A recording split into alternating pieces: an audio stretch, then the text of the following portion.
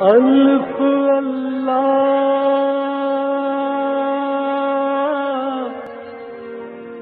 چمبے دل بوٹے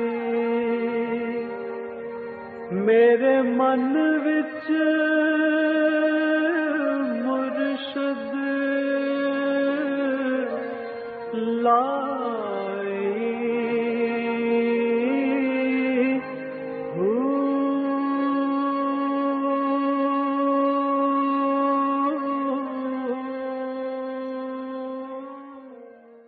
بسم اللہ الرحمن الرحیم۔ السلام علیکم پریام المرشد اور میں ہوں منور عتیق۔ ناظرین محترم، آپ کے سوالات اور رہنمائی کے لیے ہمارے ساتھ موجود ہمارے بہت ہی محترم جناب حضرت امیر محمد اکرم امان صاحب، آپ سلسلہ نقشبندیہ اویسیہ کے شیخ ہیں، مترجم قرآن ہیں، مفکر قرآن ہیں، شاعر ہیں، ادیب ہیں، بہت سے حوالے ہیں آپ کے تعارف کے۔ حضرت جی بہت شکریہ، آپ نے وقت دیا۔ سوالات کا سلسلہ آج بڑا عجیب سا ہے اور اس میں کچھ کرنٹ افیئرس کے بھی سوالات ہیں۔ جو سب سے پہلا سوال آج شامل کروں گا وہ یہ جو ایک بل پیش ہوا اور پھر پاس ہوا جس میں خواتین کو تحفظ دیا جا رہا ہے۔ کہا یہ جاتا ہے کہ یہ جو بل ہے، عمومی طور پہ یہ کہا جا رہا ہے کہ یہ بل ہے اس کے تحت جو خواتین کو پروٹیکشن دی رہی ہے، بیسک پروٹیکشن نہیں ہے بلکہ وہ گھروں کو ملانے کی نہیں بلکہ الگ کرنے کی کوئی سازش ہے۔ تو اس پہ بہت بحث ہو رہی ہے۔ لوگ جاننا چاہتے ہیں کہ اس میں حقیقت کیا ہے کہ اگر میاں بیوی کے درمیان کوئی تنازع ہوتا ہے تو اس کو اسی طرح سے جس طرح اس بل میں کہا جاتا ہے کہ جی کوئی آئے گا اور میاں کو سزا دے گا اور اس کے بعد پھر وہ اس گھر میں رہے گا اور پھر ان دونوں کی آپس میں جو تعلقات ہیں وہ کس نوعیت کے ہوں گے؟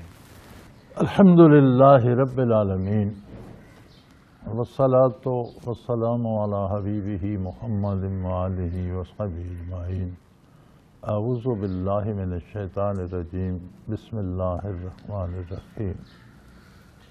گزارش یہ ہے، پہلی بات تو یہ ہے کہ میں نے یہ بل پڑھا نہیں ہے، ٹھیک ہے، ٹھیک ہے، اور مجھے اس میں کوئی دلچسپی بھی نہیں ہے، میں پڑھنا چاہتا تھا، ٹھیک ہے، کیونکہ میرے نزدیک ہماری صوبائی اسمبلی ہو یا قومی ہو یا سینٹ ہو، ان کو سیاسی فیصلے اور سیاسی اندازے جو ہیں وہ کرنے کا حق ہے، وہ بھی شرعی حدود کے اندر، ٹھیک ہے۔ کوئی ایسا سیاسی فیصلہ کرنے کی بھی یہ مجاز نہیں ہے جو شریعت کے خلاف ہو، یہ اسلامی ریاست، ٹھیک ہے۔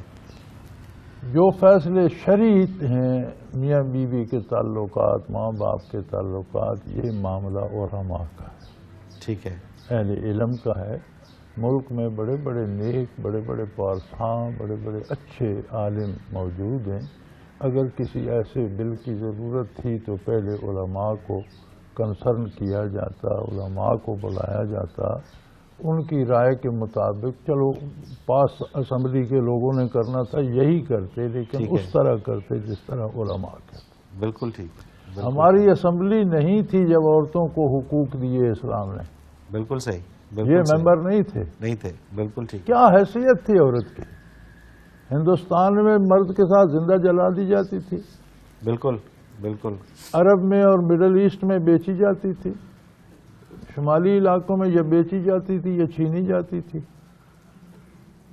کیا حیثیت تھی؟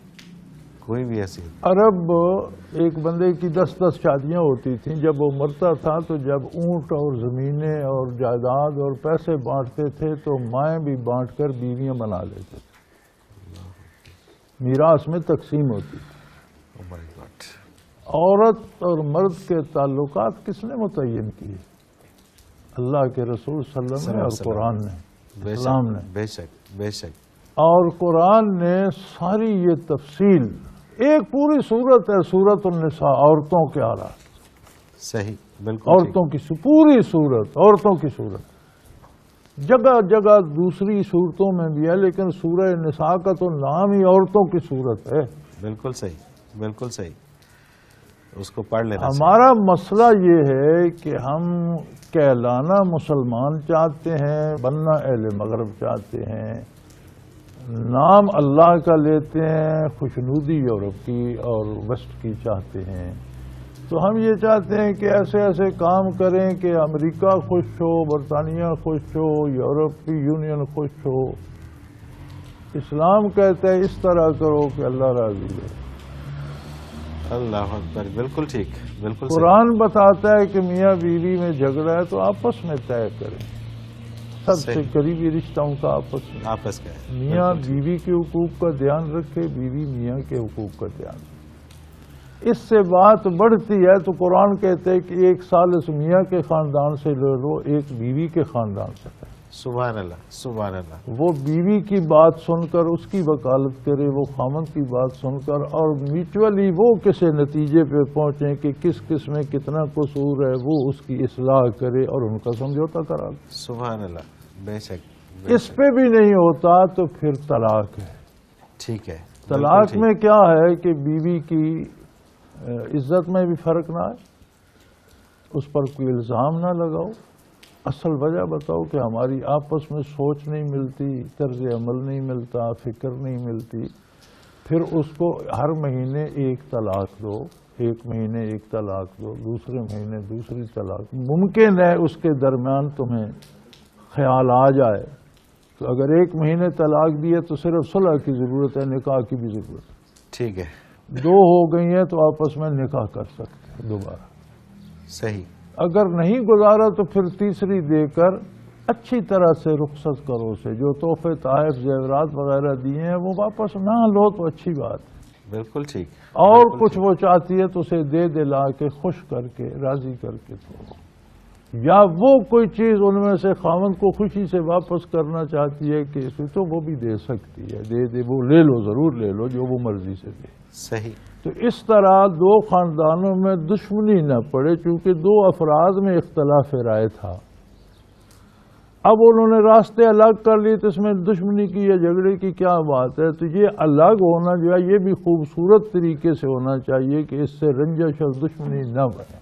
بالکل ٹھیک، بالکل ٹھیک۔ اس کے بعد کس بل کی ضرورت کوئی ہے؟ ضرورت ہی نہیں رہتی۔ اور یہ جو ابھی جس طرح سے آپ نے اس کی وضاحت کی ہے، آپ نے بے شک بل نہیں پڑھا، لیکن جنہوں نے یہ سوال کیے ہیں ان کو جواب مل گئے ہیں۔ دیکھیں نا کہ اگر میاں بیوی کی وجہ سے اگر میاں تھانے جائے گا تو بد اعتمادی تو شروع ہو گئی، نہیں، پھر وہ اس کے ساتھ کیسے رہے گا؟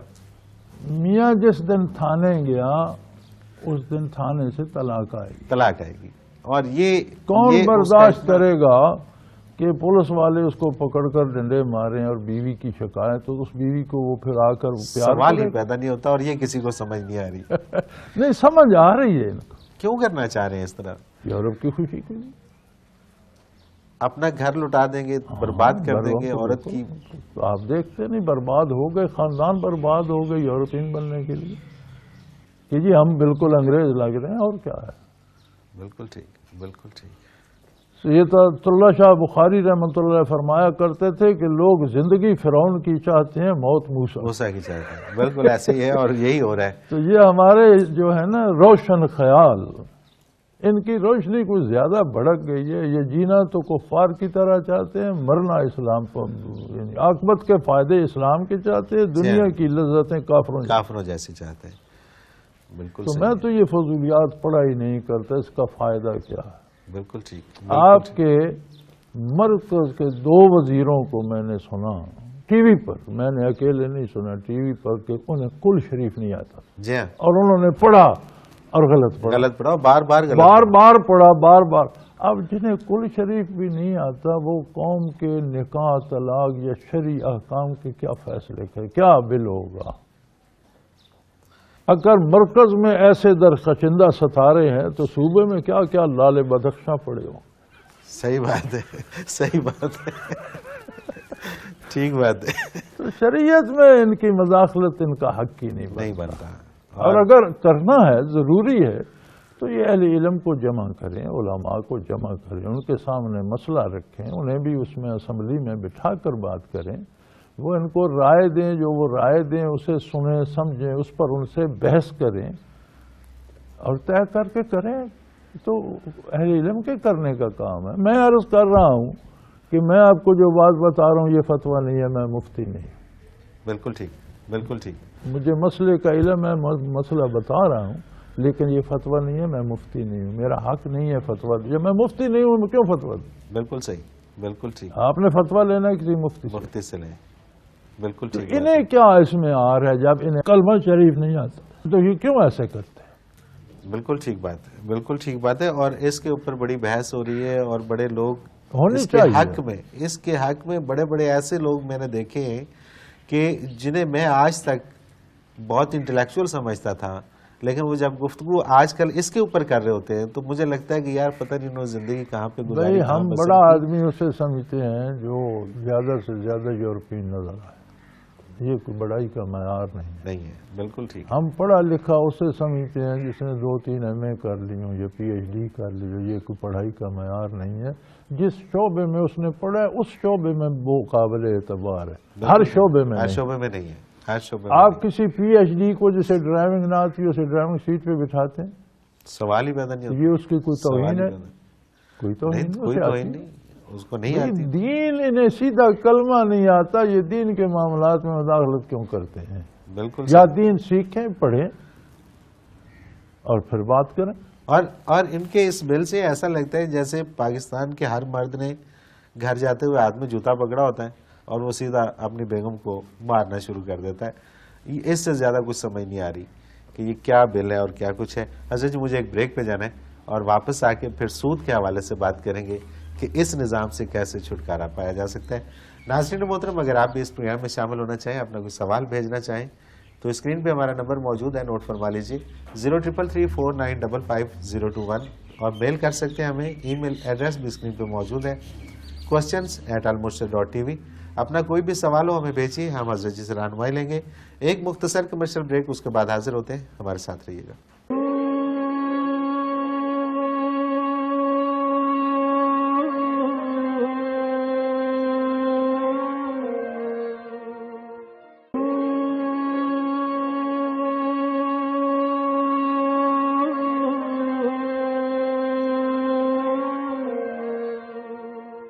پروگرام میں ایک بار پھر خوش آمدید ناظرین محترم، آپ کے سوالات اور رہنمائی کے لیے ہمارے ساتھ موجود ہمارے بہت ہی محترم جناب حضرت امیر محمد اکرم عوان صاحب۔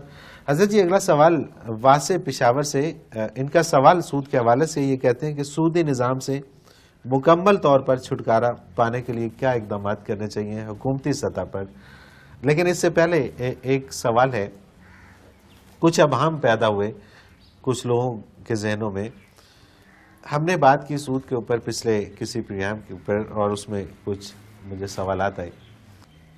بینک جو پیسے دیتا ہے گھر خریدنے کے لیے، کیونکہ بات یہ ہوئی تھی کہ جو قسطوں پہ جو چیز ملتی ہے وہ سود نہیں ہے، لیکن قسطوں کے اوپر جو طے شدہ چیز ہے، طے شدہ رقم ہے، وہ اگر اتنی واپس کر دیتا ہے تو سود نہیں ہے، اگر اس کے اوپر بھی بڑھا کے اگر کی جاتی ہے تو وہ سود میں آ جاتا ہے۔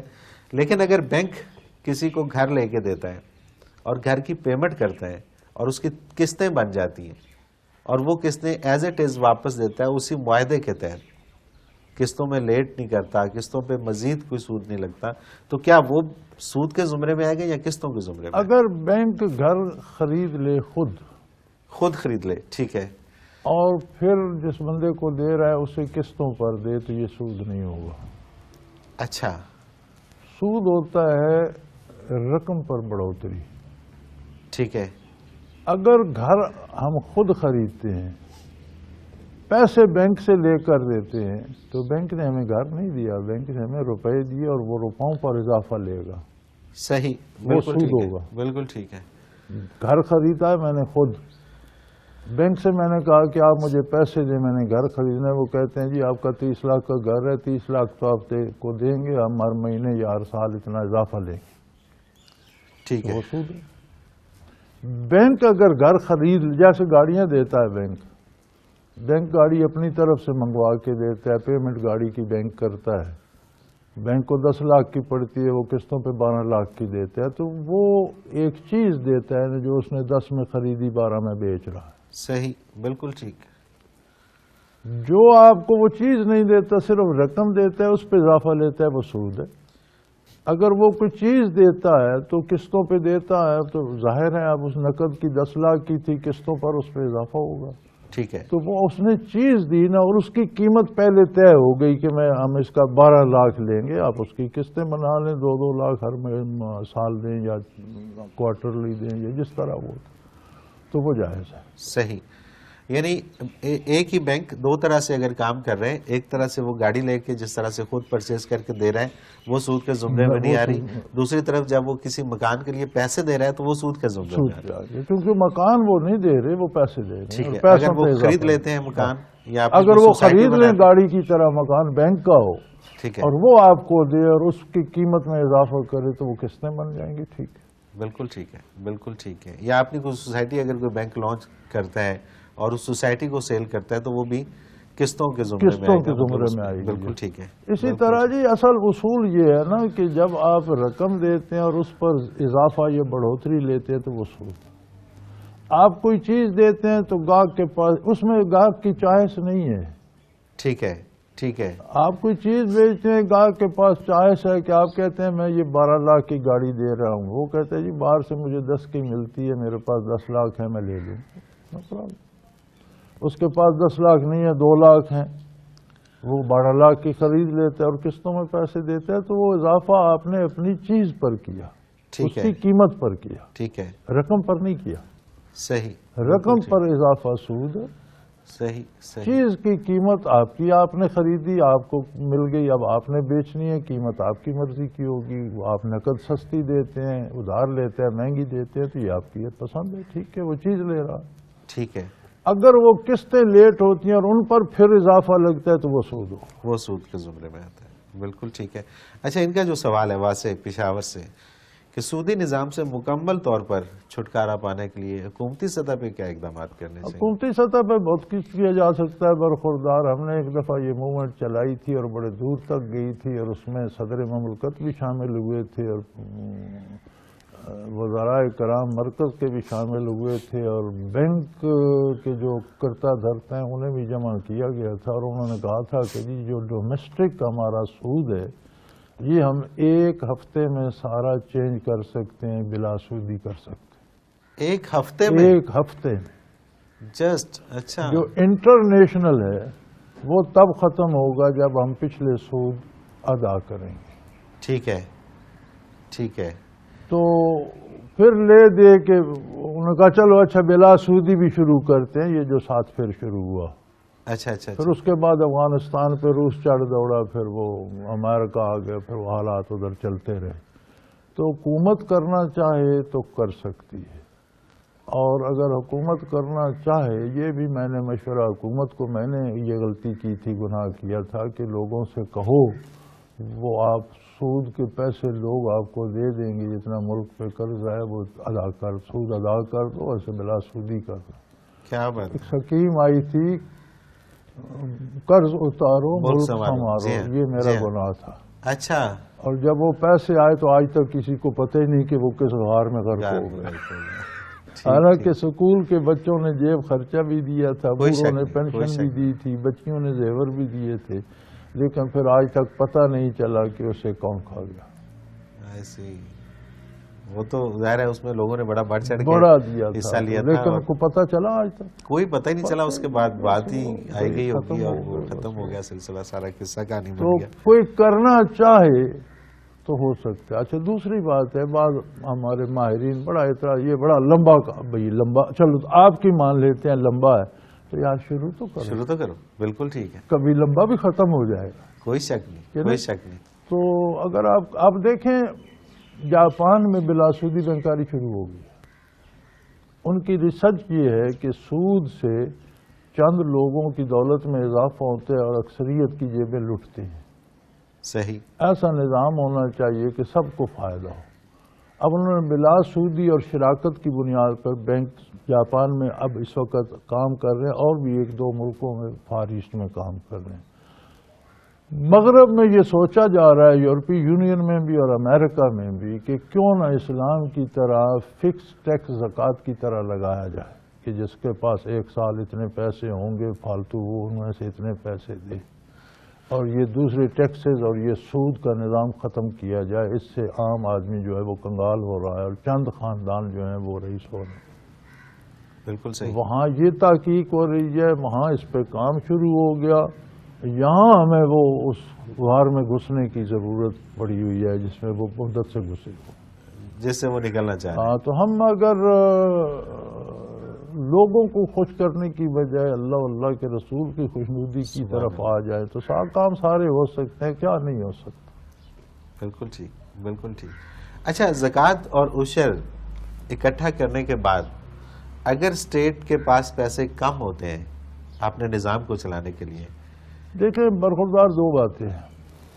ایک تو اسٹیٹ کی انکم ہے، ٹھیک ہے، وہ انکم بنیادی طور پر اسلام نے صرف زکوٰۃ عشر نہیں ہے، زکوٰۃ ہے، عشر ہے، صدقات ہیں، قربانی کی کھالیں ہیں، بے شمار موقع پہ لوگ جو خیرات کی، یہ ساری چیزیں بیت المال میں جانی چاہیے. صحیح. تھوڑا بہت جو کوئی آپ اقربا کو یا کسی غریب کو مستحق کو دیتے ہیں. اور جب یہ جاتی تھی تو اس زمانے میں لوگ چاہتے تھے کہ میں کسی غریب کو زکوٰۃ دوں تو کوئی ملتا نہیں تھا. بالکل ٹھیک ہے. وہ تاریخ کا حصہ آپ کو یاد ہے. کوئی شک نہیں، کہ نہیں؟ کوئی شک نہیں. بیت المال پہ پہلا حق قوم کا ہے، ملک کا ہے. حکمران اتنا لے سکتے ہیں جس سے ان کا گزارا ہو، جس طرح باقی شہری رہ رہے ہیں اس سٹینڈرڈ کا گزارا وہ بھی کر سکتے ہیں. صحیح. یہ نہیں کہ حکاموں کے کتوں کے پٹے بھی سونے کے ہوں اور انہیں صبح و شام گوشت ملے اور غریب کو دال بھی نہ ملے، یہ جائز نہیں ہے. صحیح، بالکل. اگر اخراجات میں توازن پیدا کیا جائے اور زکوٰۃ، صدقات اور یہ قربانی کی کھالیں اور یہ چیزیں جمع کی جائیں، عشر جمع کیا جائے تو ایک اندازے کے مطابق قومی بجٹ سے یہ بڑھ جاتا ہے. چونکہ قومی بجٹ کے جب اخراجات افراد کے اور عہدوں کے اور عہدیداروں کے کم ہوتے ہیں تو وہ بہت نیچے آ جاتا ہے. اچھا. ہمارا زیادہ حصہ بجٹ کا جو ہے وہ عیاشی کا ہے. عیاشی کا ہے، بالکل ٹھیک. اس کا کوئی نام نہیں لیتا، بالکل ٹھیک ہے، لیکن وہ ہے عیاشی کا.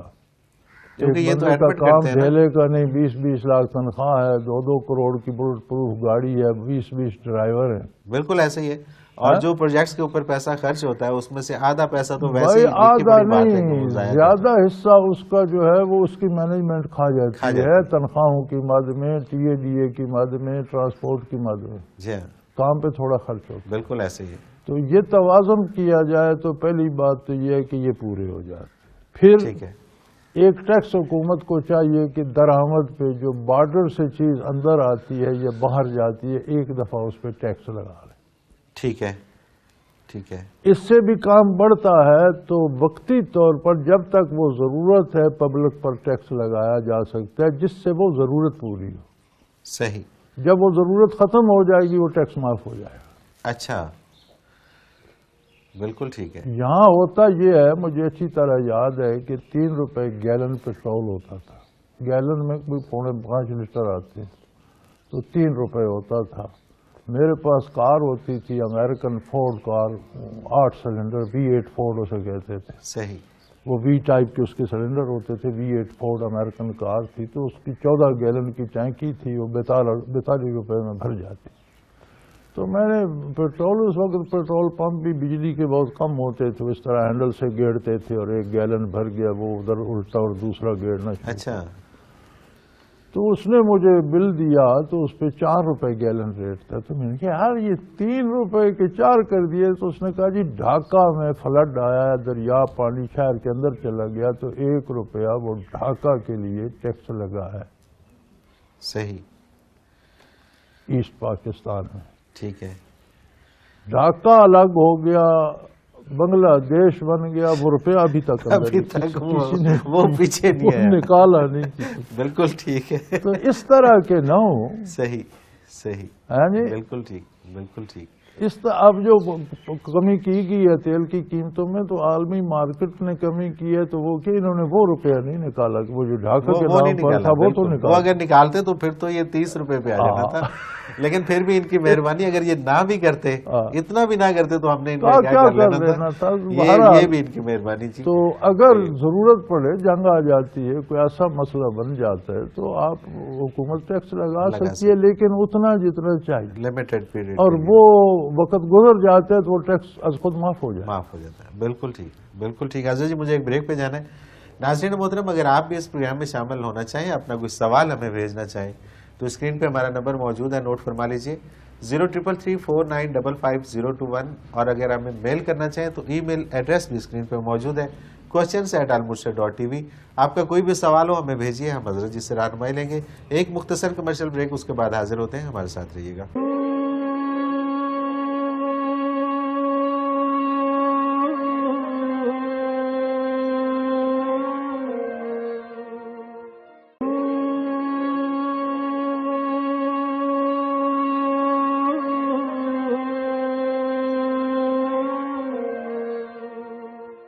پروگرام میں ایک بار پھر خوش آمدید ناظرین محترم. آپ کے سوالات اور رہنمائی کے لیے ہمارے ساتھ موجود ہمارے بہت ہی محترم جناب حضرت امیر محمد اکرم امان صاحب. حضرت جی, اگلا سوال پروگرام میں شامل کرتے ہیں. یوسف ہیں پاک وطن سے. یہ کہتے ہیں کہ میں نے اکثر دیکھا ہے کہ سالک جب اپنے شیخ سے مصافحہ کرتا ہے, اکثر جگہوں پہ دیکھا ہے کہ سالک جب اپنے شیخ سے مصافحہ کرتا ہے تو اس کی کیفیت میں وجدان آ جاتا ہے اور زمین پر گر کے تڑپنا شروع کر دیتا ہے. اس کی اس کیفیت کو کیا کہیں گے؟ ہمارے ہاں تو کوئی نہیں ہوتا ایسا. ہمارے ہاں تو نہیں ہوتا, وہ تو میں نے دیکھا کہ یہاں نہیں ہوتا, لیکن جہاں ہوتا ہے تو پھر جو مصیبت ہماری نہیں ہے اس کے لیے ہم کیوں فکر کریں. ٹھیک ہے, ٹھیک ہے, جواب آ گیا میرا خیال. کوئی نہیں یار, یہ نفسیاتی چیزیں ہوتی ہیں, ٹھیک ہے. لوگوں کو نفسیاتی طور پر اس طرح مروبی, یہ حقیقت کی دنیا کی باتیں نہیں ہیں. نہیں. نبی کریم سے جو مصافحہ کرتے تھے وہ بے ہوش کیوں نہیں ہوتے؟ نہیں ہوتے تھے نا, اس لیے کہ انہیں تیار کر کے نہیں لے جایا جاتا تھا کہ وہاں پہ جا کے ایسے ہونا ہے. یعنی اگر یہ بے ہوش ہونا شرط ہوتی عقیدت کی تو سب سے زیادہ تو صحابہ کو لائق. کوئی شک نہیں, کوئی شک, کوئی شک. جو صحابہ سے مصافحہ کرتے تھے وہ بھی بے ہوش نہیں ہوئے, جو تابعین تبع تابعین سے کرتے وہ بھی نہیں ہوئے. تو آج کیا مصیبت آ گئی ہے. بالکل صحیح, سائیکولوجیکلی یہ کوئی اپناٹزم ہوگا, پتہ نہیں. ٹھیک ہے, بالکل ٹھیک. اسے سلسلہ یا شیخ یا وہ کہنا تو نہیں ہے. تو ایسے بندے کو تو آپ ماسٹر کہیں تو زیادہ بہتر ہے. ٹھیک ہے, ٹھیک ہے, ٹھیک ہے. قذافی حسین لاہور سے. حضرت جی, ہر کوئی کہتا ہے کہ میرا مرشد کامل ہے, کس طرح پتہ چلے گا کہ کون کامل مرشد ہے جس کی رسائی بارگاہ رسالت؟ ارے میرے بھائی, کامل اللہ کی ذات ہے, کسی نے کیا کامل ہونا ہے. بندہ ہر وقت ہر جگہ محتاج ہے. کامل تو ہوتا ہے جسے کسی کی ضرورت نہ رہے. یہ صرف اللہ کی شان ہے.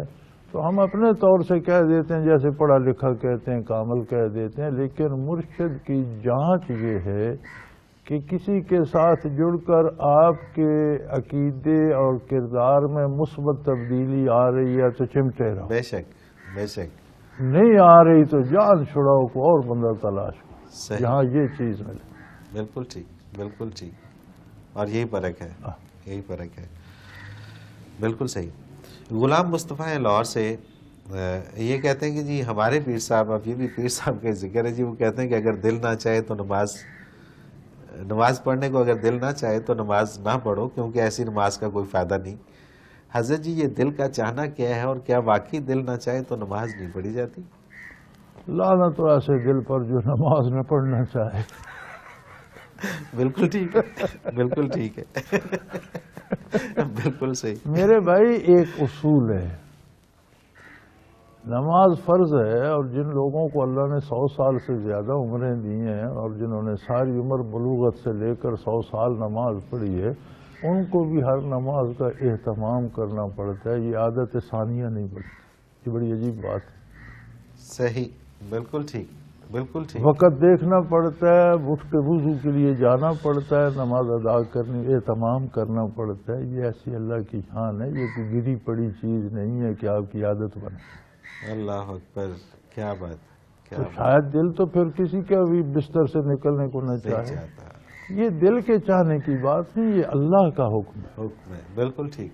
آپ اللہ کے بندے ہو, اس بات کو مانتے ہو. اس نے آپ کو پیدا کیا, اس بات کو مانتے ہو. اس نے آپ کو ایک نطفے سے انسان بنا دیا.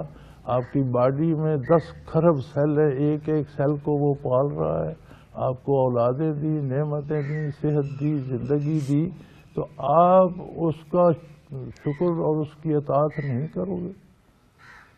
اگر اس کی اطاعت کرنے کو دل نہیں چاہتا تو ایسے دل کو پھینکو یار, غلاظت پہ, گندگی پہ, ڈھیر پہ پھینکو, سینے سے نکالو. بالکل ٹھیک. وہ بھی کیا دل ہے. اور بندہ مسلمان ہو اور اس کا سجدے کو دل نہ چاہے تو پھر وہ تو ممکن نہیں۔ اسے پھر اسلام سے چمٹے رہنے کی کیا ضرورت ہے؟ پھر کہیں ایسی جگہ چلے جاؤ جہاں نماز روزہ فرض ہی نہیں ہے، کافر پہ تو فرض نہیں ہے، اس سے کفر کا حساب ہوگا۔ بالکل صحیح، بالکل صحیح، یہ فضولیات ہیں۔ بالکل ٹھیک۔ حضرت احمد حسن ضلع چکوال سے ان کا سوال ہے کہ میں ہسٹری کا اسٹوڈنٹ ہوں، میرے لیے ایک بات بہت حیرت انگیز ہے کہ اولیاء اکرام کی حالات زندگی میں تو بہت سی واردات قلبی اور روحانی احوال ملتے ہیں، لیکن کیا وجہ ہے کہ صحابہ اکرام کی سوانے میں زیادہ تذکرہ فتوحات، عدل و انصاف اور انداز حکمرانی وغیرہ کا ہوتا ہے؟ کسی بھی صحابی رضی اللہ تعالیٰ عنہ سے کا کبھی روحانی تجربہ پڑھنے کو نہیں ملا۔ نہیں، آپ نے اس موضوع پہ شاید مطالعہ نہیں کیا ہوگا۔ بے شمار کرامات صحابہ کی ملتی ہیں، لیکن سب سے بڑی کرامت جو ہے ولی کی یا صحابی کی یا وہ ہے اتباع نبوت۔ ٹھیک ہے۔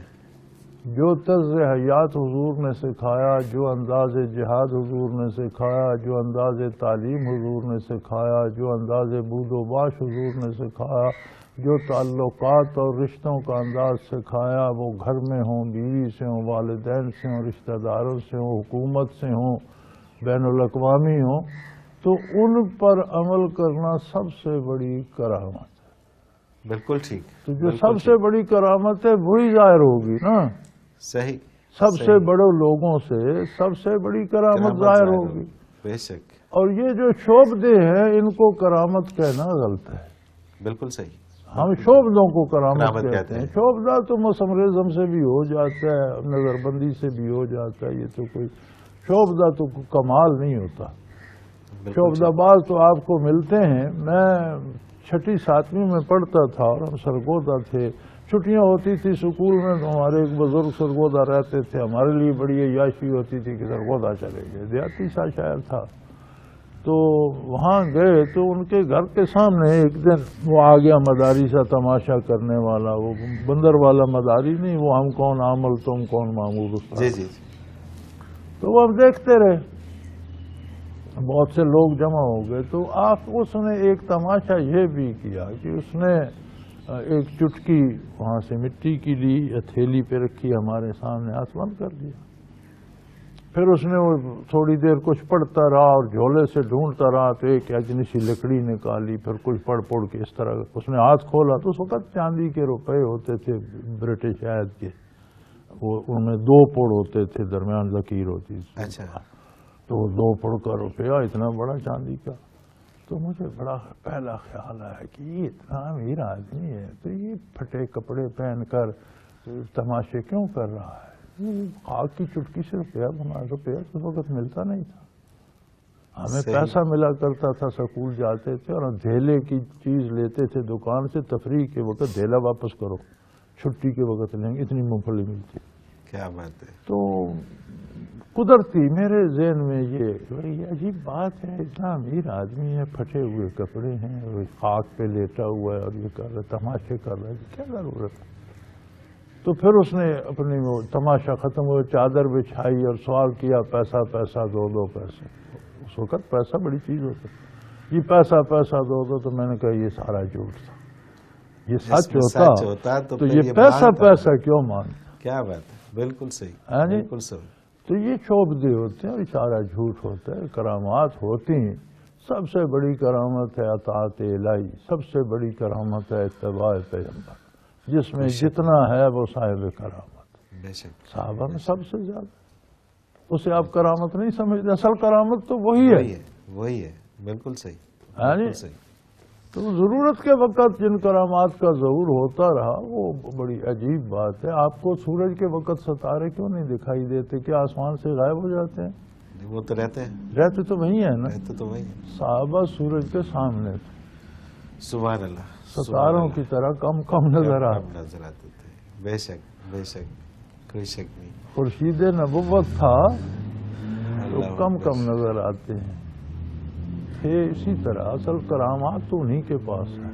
تو ویسے کرامات کو اگر آپ اس تاریخ اسلام سے صحابہ کی کرامات کو جمع کریں گے تو وہ بھی بے شمار ہے۔ بالکل ٹھیک۔ صرف اپنا انداز جو ہے پڑھنے کا یا سوچنے کا سوچنے وہ کا تھوڑا وہ بدلنا پڑے گا. آپ وہی نہیں، چیزیں دیکھ اصل رہے ہیں. ہمارے ہاں نقص ہو گیا کہ ہم شوبدے کو کرامت شوبدے کو سمجھنے کرامت لگ سمجھتے گئے ہیں، ہیں. تو شوبدہ وہاں تو نہیں ہے نا، بنیادی غلطی یہاں پر یہاں ہوتی ہے پر ہے. کہ ہم جتنے لوگوں نے کرامات اولیاء پہ کتابیں لکھی ہیں یہ غیر صوفی، صحیح بالکل. اور اگر کسی صوفی نے لکھی ہے تو آپ کشف المعجوم پڑھیں، اس میں ایسی خرافات نہیں ہوں گی. جی ہاں، صوفی کی لکھی ہوئی، لکھی ہوئی ہے. بالکل ٹھیک ہے، بالکل ٹھیک ہے، یعنی بالکل صحیح. تو جو غیر صوفیوں نے لکھی ہیں، اس نے کسی نے چھینک ماری تو اس نے لکھ دیا جی لوگ چھینکتے ہیں تم کو سر جھٹکتا ہے، حضرت چھینکتے تھے تو سر نہیں جھٹکتا، کرامت ہو گئی. کیا بالکل تماشا ٹھیک ہے، ہے. بالکل ٹھیک ہے.